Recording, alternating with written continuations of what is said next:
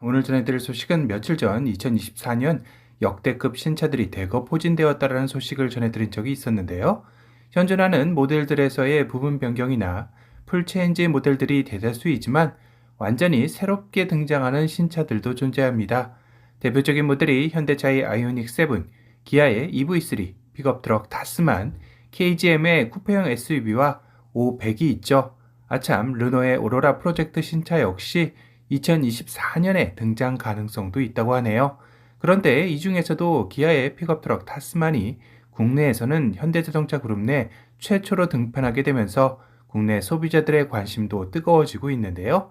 사실 미국 내 현대차는 이미 산타크루즈 픽업트럭이 판매되고 있다고 하지만 성적은 신통치 않죠.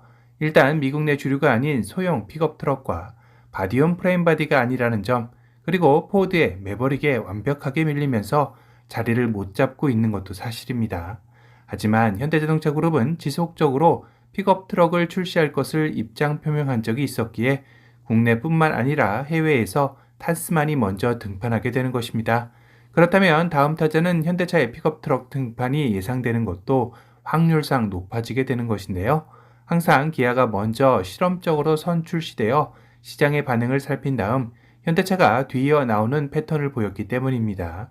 가장 최근은 기아가 준대형 전기 SUV EV9을 먼저 선보이고 내년 아이오닉 7을 내놓는 것처럼 말이죠. 또한 현대차는 미국 내 소형 픽업 트럭이 존재하는 만큼 이번만큼은 시장에서도 통할 만한 중형 이상의 픽업 트럭이 나올 가능성이 높아 보입니다. 해외 여러 매체들에서도 이런 예상을 했다는 듯이 현대차의 근육질 픽업 트럭 예상도들이 나오고 있기도 합니다.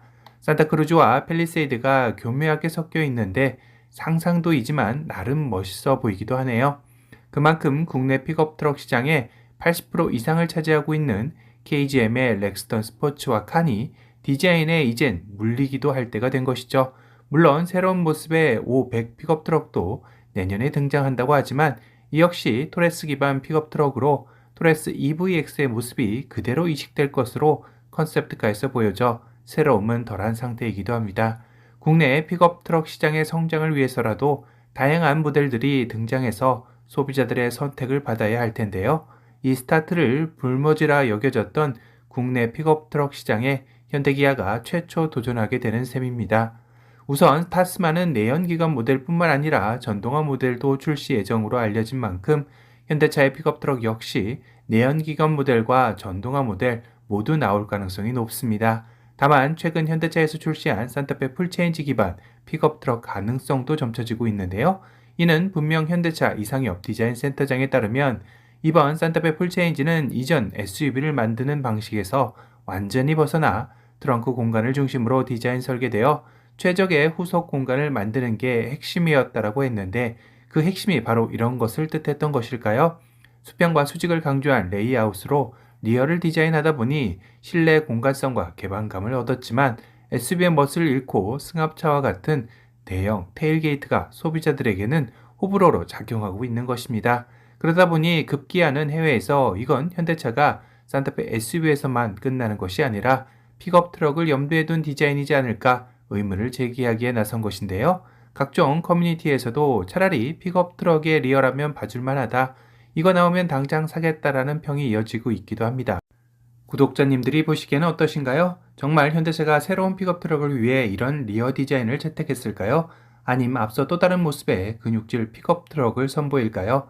아직은 아무도 알 수 없죠. 하지만 현대차 역시 최근 북미에서 산타크루즈의 판매량 하락을 마냥 손 놓고만 볼 수는 없는 상황이기도 합니다.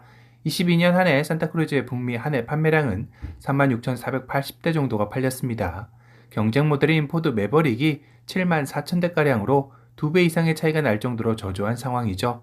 북미 성적이 계속해서 하락하자 그냥 북미 시장 포기하고 국내에서 생산하자라는 의견들이 나오고 있는 실정이기도 합니다. 물론 국내에서 화물차 분류가 되기는 어려운 단점도 있죠.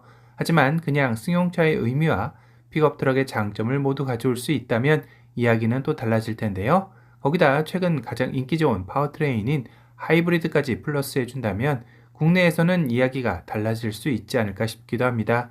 기아는 이미 국내뿐만 아니라 해외에서도 픽업 트럭을 판매할 계획을 가지고 있습니다. 그런 만큼 같은 식구인 현대차 역시 픽업트럭 시장을 그냥 이렇게 어정쩡하게 손 놓고 바라볼 리 만무하겠죠. 산타크루즈를 국내 생산하여 판매하던지 아님 새로운 종의 픽업트럭을 장기적인 측면에서 개발하리라 예상해 볼 수 있습니다. 현재로서 국내 픽업트럭 시장은 KG 모빌리티의 렉스턴 스포츠와 칸이 80% 이상 독식하고 있다시피 하기에 현대기아로서는 이 시장에 눈독을 안 들였던 게 이상할 정도로 잠잠했지만 이제 기아의 픽업트럭을 시작으로 본격적인 픽업트럭 시장에 진입할 것으로 예상되는 시점입니다.